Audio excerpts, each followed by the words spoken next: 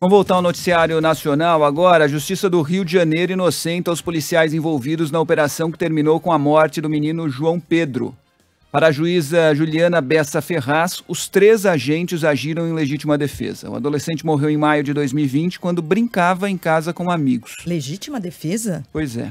Ele foi atingido por um disparo de fuzil e a família acusou os policiais de chegarem atirando. Pedro Dobal explica pra gente. Diga, Dobal.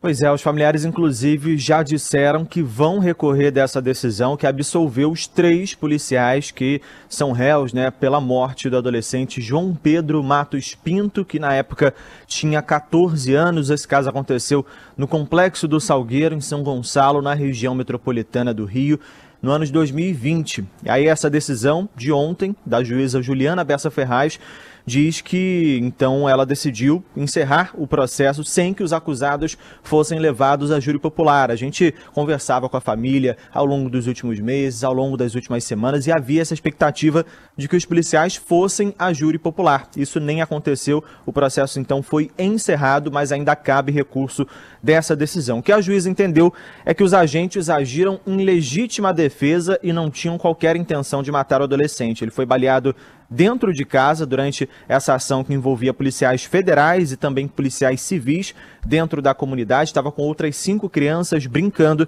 foi atingido na barriga e não resistiu. A juíza ressaltou que os policiais foram recebidos a tiros por traficantes quando entraram na casa onde estava João Pedro, e os agentes então dispararam, abre aspas, apenas para repelir a injusta agressão que sofriam, fecha aspas. A gente conversou com o pai do jovem, o Neilton da Costa. Ele nega que houve qualquer tipo de confronto no momento em que os policiais atiraram e também criticou essa decisão. Como se nos matasse 2 vezes, essa decisão da juíza, porque eu acho que ela acha isso normal, como um simples fato normal, e não é normal. Ela tem que entender que isso não foi normal, não é normal os policiais entrar dentro de um lar onde só tem jovens e dando vários disparos, depois fraudar tudo ali, entendeu? Para simular, para dizer que teve confronto, Os policiais civis Mauro José Gonçalves, Maxwell Gomes Pereira e Fernando de Brito Mester eram réus por homicídio duplamente qualificado. Também foram absolvidos da acusação de terem alterado a cena do crime por falta de provas. Os 3 respondiam em liberdade, já foram interrogados também numa audiência realizada em novembro do ano passado. A perícia sobre esse caso, a gente lembra, foi inconclusiva, mas a Polícia Civil apontou que traficantes invadiram a casa da família de João Pedro e entraram em confronto com policiais, e aí o imóvel terminou com 72 marcas de tiros. Na dinâmica desse crime, o que se identificou, portanto, Dobal, foi que os traficantes dispararam contra policiais, é esse o entendimento da justiça, e os policiais entraram nessa casa para responder à altura. Não há em nenhum momento, nas falas dos próprios policiais, ou nesse processo de investigação, ou mesmo na conclusão da justiça, em que momento os policiais viram que havia 6 crianças dentro dessa casa, porque era o João Pedro mais 5 crianças, ou adolescentes, pré-adolescentes. Em que momento os policiais viram, porque os traficantes se abrigaram nessa casa, essa informação e esse é o argumento usado pela polícia para dizer que invadiu ali porque foi provocada pelos traficantes.